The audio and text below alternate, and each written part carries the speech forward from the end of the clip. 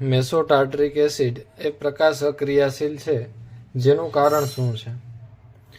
તો પહેલાં તો મેસો ટાર્ટરિક એસિડનું સ્ટ્રક્ચર આપણે ડ્રો કરીએ.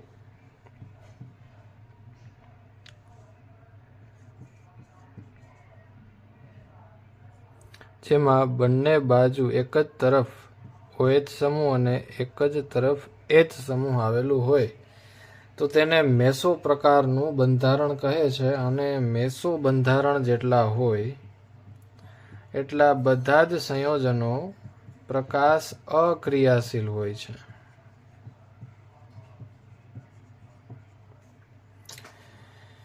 હવે મેસો સંયોજનો શેમાં જોવા મળે છે? તો કાયરલ કાર્બન હોય છે.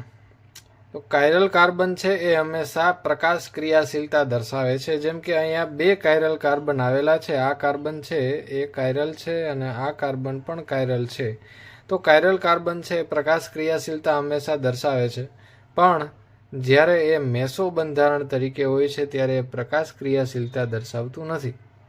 તેનું કારણ શું છે? તો તેનું કારણ ફક્ત ને ફક્ત એક જ શબ્દમાં વર્ણવી શકાય: આણ્વીય સમમિતિ.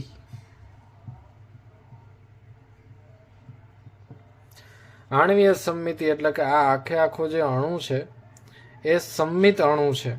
ધારો કે આપણે અહીંયા વચ્ચેથી એક પ્લેન પસાર કરીએ તો આ ઉપરનો ભાગ અને નીચેનો ભાગ એ બંને સેમ જોવા મળે છે.